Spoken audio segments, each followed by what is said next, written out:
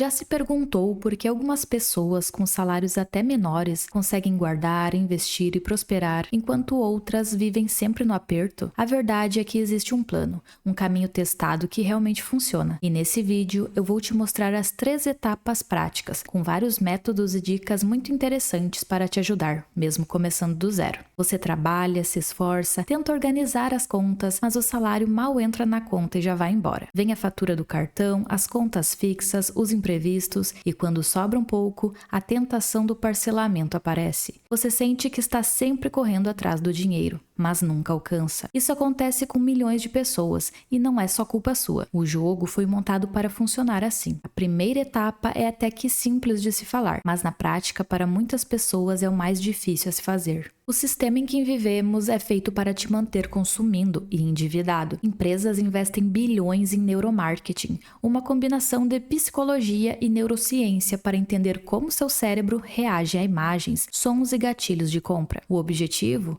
Fazer você comprar sem pensar. Um estudo da Harvard mostrou que 95% das decisões de compra são tomadas de forma emocional e só depois são justificadas racionalmente. Por isso, os anúncios mostram felicidade, sucesso e pertencimento. O produto em si é secundário. O que vendem para você é status, identidade e alívio emocional. Para sair desse ciclo vicioso, você terá de tomar o controle total da sua vida e das suas finanças. E isso pode ser feito em 5 passos básicos. Primeiro, faça um diagnóstico financeiro completo. Antes de tudo, você precisa olhar de frente para sua realidade financeira. Pegue um caderno, uma planilha ou um aplicativo e anote quanto que entra, quanto que sai, para onde está indo. Sem esse raio-x, você vive no escuro e ninguém dirige bem sem ver a estrada. Depois, aplique a regra dos 3 cortes. Escolha 3 gastos supérfluos ou desnecessários que você possa cortar ou reduzir agora mesmo. Podem ser assinaturas que você nem usa,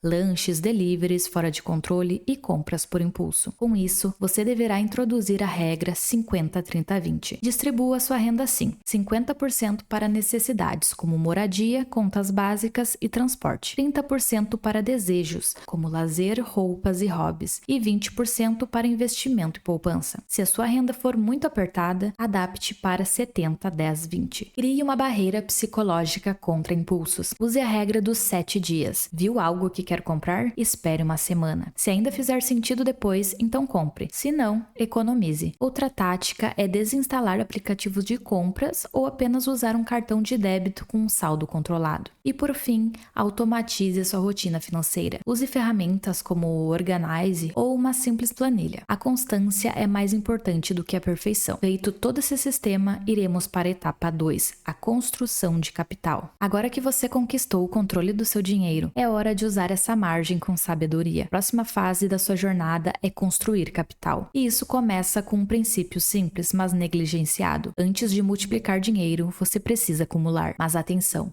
aqui não estamos falando apenas em investir em ações, fundos ou imóveis. Estamos falando de investir em você mesmo, na sua capacidade de gerar valor, na sua inteligência financeira e no seu crescimento profissional. O primeiro investimento é o interno. Se você só pode guardar 30 ou 50 reais por mês, o melhor destino para esse dinheiro pode ser um curso, um livro ou uma habilidade prática. Sabe por quê? Porque o retorno sobre o seu conhecimento é maior e mais duradouro do que o retorno de qualquer ativo financeiro. O que você aprende, ninguém tira de você. Essa ideia está presente no livro Pai Rico, Pai Pobre. Os ativos mais valiosos que uma pessoa pode ter são a mente e o tempo. Cuide deles. Então, invista em conhecimento que gera renda. Com mais renda, mais sobra. E com mais sobra, mais investimentos. Com mais investimentos, mais liberdade. Além de investir em você, agora é hora de direcionar parte do que sobra para acumular ativos financeiros. Mas não qualquer ativo. Você precisa de ativos simples, acessíveis e consistentes. Comece pela reserva de emergência. É a sua base de proteção. Guarde de 3 a 6 meses do seu custo de vida em investimentos de baixo risco e alta liquidez. O Tesouro Selic, CDBs com liquidez diária, fundos conservadores. Essa reserva evita que você se endivide diante de imprevistos e permite que você continue investindo com tranquilidade. Depois, escolha ativos de crescimento, não de renda ainda. Como o foco dessa fase é acumular patrimônio, dê preferência a ETFs de ações, como o BOVA11 e VVB11, fundos de investimentos de crescimento, ações de empresas sólidas. Você ainda não está vivendo dos investimentos, está acelerando a a construção da sua base. Você vai ver amigos trocando de carro, parcelando celulares, viajando em 12 vezes. E aí vai se perguntar: será que eu estou ficando para trás? Mas não, você está se posicionando à frente. A verdadeira diferença aparece em 5, 10 ou 15 anos. E nessa hora, quem construiu a base vai colher frutos, enquanto os outros ainda estarão pagando boletos de um estilo de vida que nem podiam bancar. A maior parte dos milionários reais vive com simplicidade. Eles não estão tentando provar nada a ninguém. Estão apenas acumulando ativos que geram liberdade.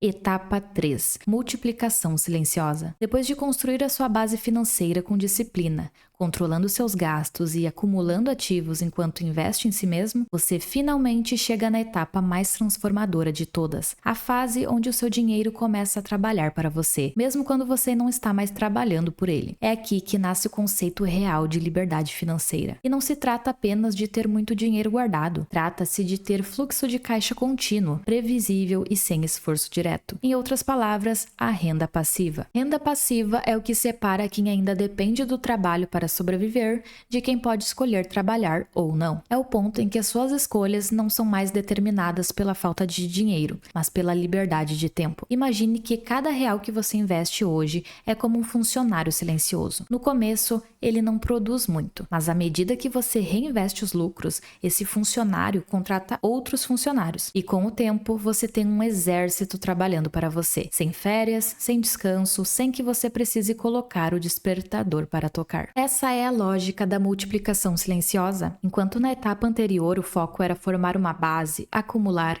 aumentar a renda e crescer patrimônio, aqui o objetivo é criar fontes de renda que funcionam sozinhas. Você construiu o motor, agora ele funciona com o mínimo de intervenção. Os caminhos para isso são vários. O mais acessível e conhecido é dos fundos imobiliários. Com eles, você pode se tornar sócio de shoppings, galpões logísticos, edifícios comerciais ou hospitais. Assim, você recebe aluguéis mensais sem precisar comprar um imóvel inteiro. A partir de R$10, você começa a receber, mês a mês, uma parte do lucro das empresas. Outro caminho são as ações que pagam dividendos. Empresas lucrativas que distribuem parte dos seus lucros aos acionistas, como Itaú, Engie, Taesa, Banco do Brasil. Aqui, a lógica é simples. Quanto mais ações você acumula, mais dividendos você recebe. E se reinvestir esses dividendos, a sua máquina cresce cada vez mais rápido. No livro O Investidor Inteligente, Benjamin explica que a disciplina de investir regularmente, ignorando ruídos do mercado, é mais poderosa do que qualquer técnica avançada. O hábito vem antes da quantia. O que importa é construir o músculo financeiro do hábito. E com o tempo, você vai aumentando. No começo, você investe para receber 10 por mês, depois 50, depois R$300. E um dia você percebe que está ganhando 2.000 ou até 5.000, sem precisar trabalhar para isso. Albert Einstein chamava os juros compostos de a força mais poderosa do universo. E realmente é. A ideia é simples. Quando você investe, os rendimentos que você ganha são reinvestidos, gerando mais rendimentos. Isso se acumula com o tempo de forma exponencial. Imagine R$200 investidos por mês, um retorno de 1% ao mês, durante 20 anos.